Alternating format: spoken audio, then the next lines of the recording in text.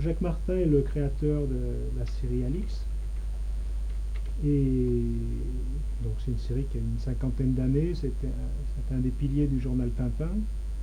Et donc j'ai accompagné Jacques Martin au musée de Saint-Romain-en-Galles et il a été enthousiaste parce qu'il ne connaissait pas du tout le site de Vienne.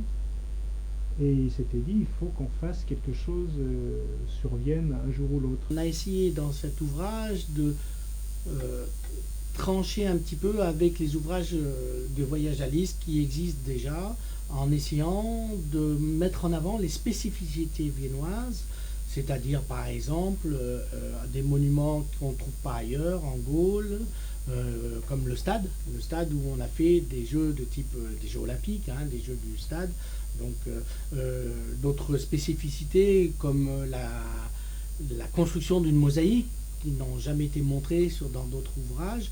Et donc l'intérêt de l'ouvrage, c'est non seulement de présenter la ville romaine, mais aussi justement des scènes de la vie quotidienne, des scènes d'artisanat, avec justement des images qu'on n'a pas vues dans d'autres volumes d'Alix.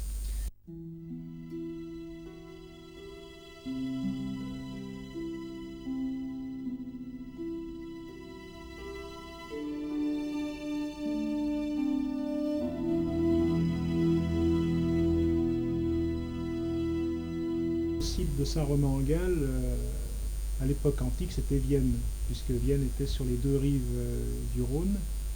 Et donc, sur le site de Saint-Romain-en-Galles, donc, il y a le musée du même nom.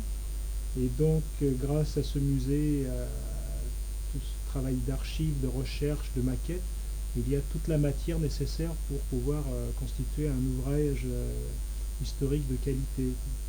C'est vrai, pour moi, une vraie aventure de bande dessinée, c'est-à-dire, je considère que je fais un peu le rôle de scénariste, sans me comparer ni à Jean-Michel Charlier, ni à Goscinny, mais c'est vrai qu'on a conçu l'ouvrage ensemble, ne serait-ce même au niveau des images, hein, et notamment par rapport au thème retenu.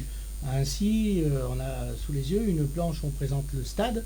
Hein, le stade, c'est vraiment moi qui l'ai identifié à Vienne au niveau des vestiges archéologiques et des données archéologiques.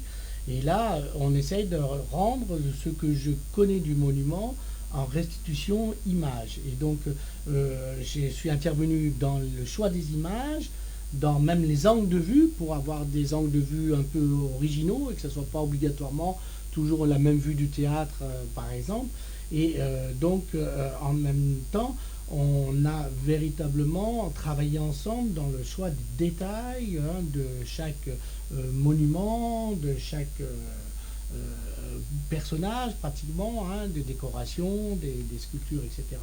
C'est ce que je disais à une époque, les jeunes ils vont au cinéma pour voir Gladiator par exemple, à une époque où il était dans toutes les salles de cinéma, alors que c'est un film américain, et qui ne se rendent même pas compte qu'ils ont des vrais stades romains et des vrais théâtres antiques à côté de chez eux, quoi.